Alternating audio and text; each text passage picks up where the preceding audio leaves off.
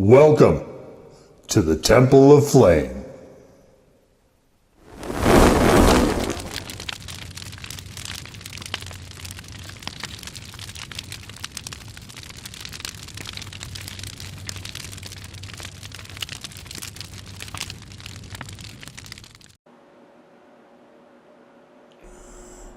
On today, Faith Blacklights, we take a look at this.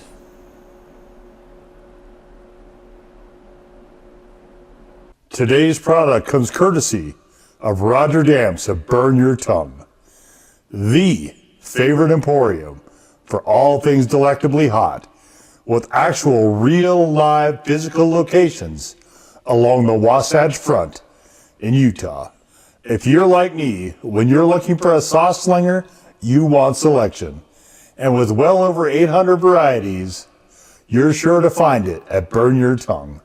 You can also check out Burn Your Tongue on Facebook and Instagram, as well as Burn Your Tongue online.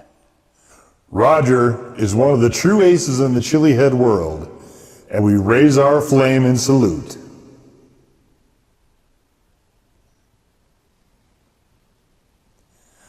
Now, let us return to the ceremony. And what this is, this is from the Spice Trade Outpost. It is the Cleric Peach Honey Habanero Hot Sauce. And here is our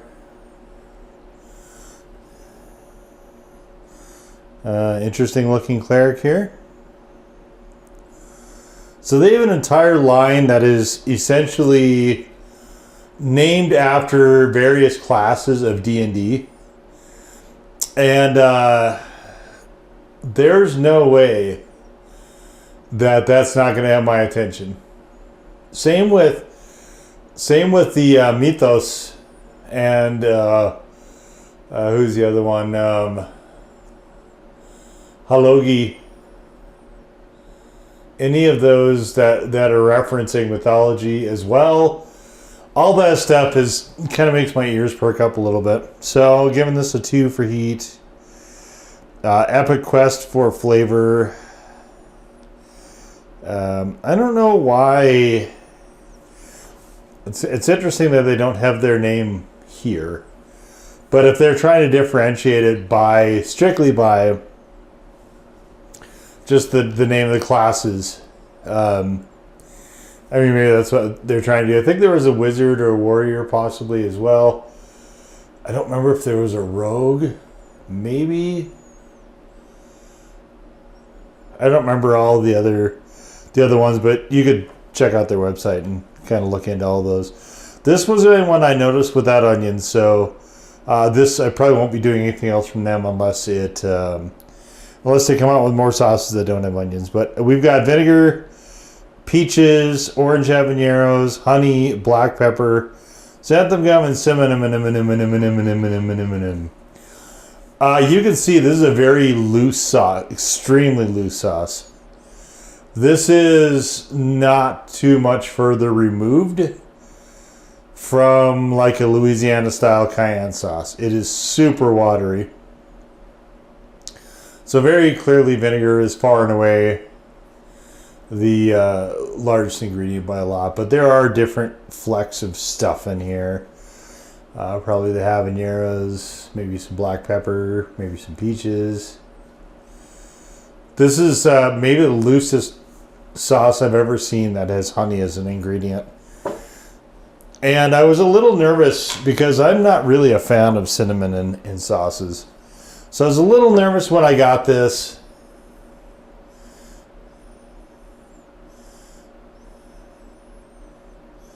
I don't remember if I noticed that was this runny or not. I think I might have.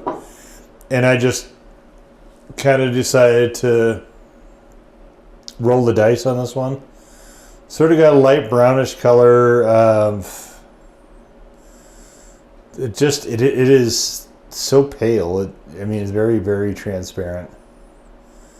Not a lot of density of color. And so that does bring up one of the challenges with a sauce like this when it's this watery is that I've said this before in other reviews as well, you run into density of flavor problems, which this sauce honestly does to a degree, but we'll get into that more. But first we're going to get into this.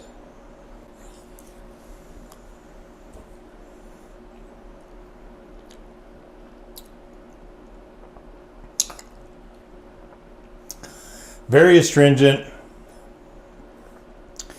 Do get the cinnamon, you do get the honey a little bit. You do get the habanero flavor as well. Peach is a bit on the light side. This it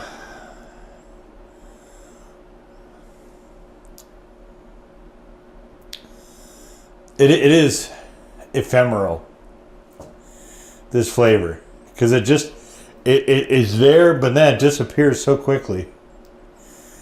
Again, the density of flavor thing I was talking about. This, so a couple things here. I would personally rather this without the cinnamon. I think the cinnamon is a bit of a distraction. And if you're going for a sort of dessert sauce, like trying to recreate a cobbler or a pie or something like that, then fine. You know, throw the cinnamon in it, see what happens. I don't get the impression they're trying to go for that. I honestly find this sauce a bit puzzling because it is just really, really loose for the style of sauce that, you know, the sort of fruit-based sweet hot that it seems to be angling towards. It's just a little odd to have it be that runny. So, in addition to the flavor concentration I mentioned, also selection of foods is going to be very particular. So, today we're just going to go with a couple chicken tendies.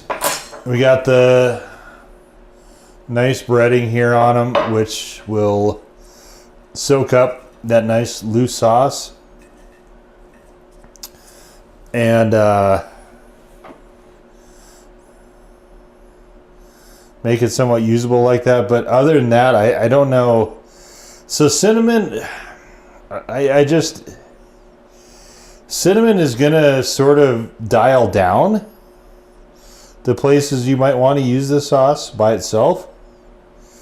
And then you add in this looseness, which, you know, if it's not something that'll suck up, you know, absorb and sort of hold the sauce, you know, it's going to wind up making kind of a mess, like a soggy mess. I mean, obviously I like the sauce flavor-wise, it's fine. To me, I'm really happy that the cinnamon is present. It's just not super forward in the mix as far as flavors go, which I'm happy about. I do think it's a good tasting sauce, but like I wouldn't reach for this like on a fish or anything like that. I do like it on chicken, but you know, on that same token, it's very vinegar forward. So you need to pair the cinnamon, you need to pair the vinegar, and then you need to pair the looseness, or at least account for it.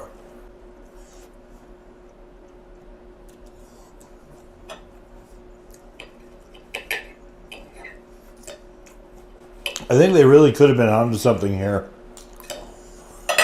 But, you know, they're not the first sauce that, for me, I think we're kind of looking at diminishing results a little bit due to the consistency.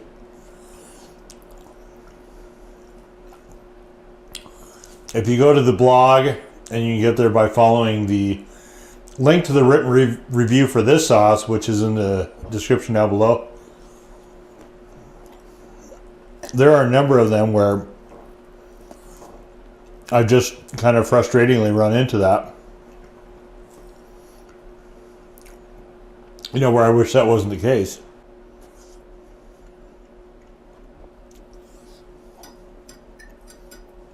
all that stuff is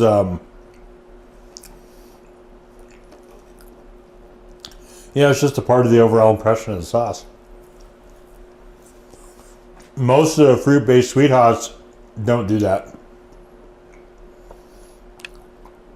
For the most part, those tend to go towards a nice medium thick sauce that'll stick to whatever you're putting on and just kind of hover there.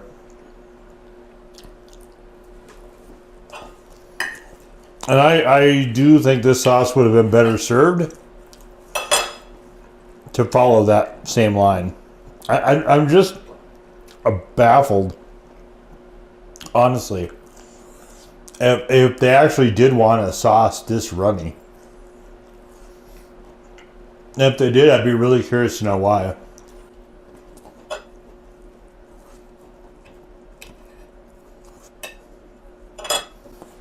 I don't remember seeing any pairing notes on this.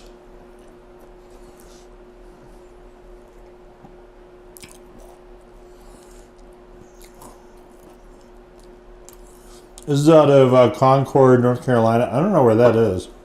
Never heard of that.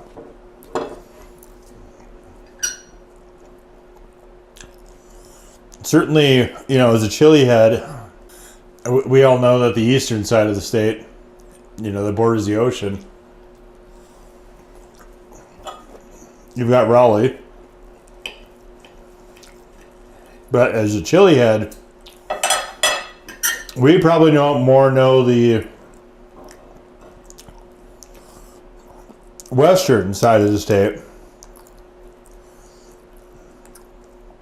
Thanks to Smokin' Ed being in, he's in Fort Mill, but Fort Mill is, from what I can see, connected to Charlotte. Or maybe separated by a river or something.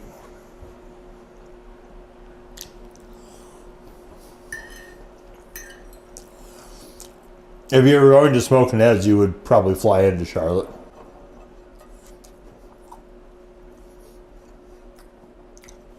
If I ever have the occasion. I'll let you know how that goes.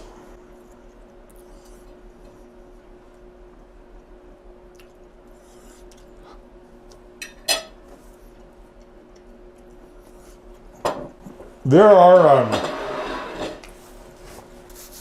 are some nice flavors there. There are some nice flavors here, and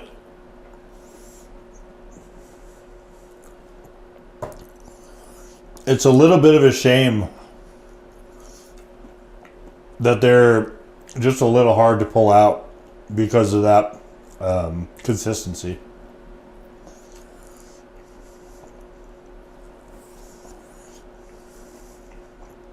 The combination of honey, peaches, and I would more prefer the red habanero, but I mean, I'm not splitting hairs too much. That combination of peaches, habanero, and honey, very solid one.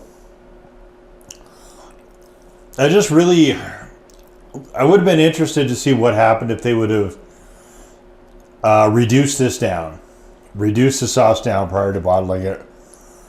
Maybe throw out the cinnamon entirely. Just don't have it. And then reduce down what's here. With xanthan gum as a thickener emulsifier, like it's being overworked here. It is not standing up to this.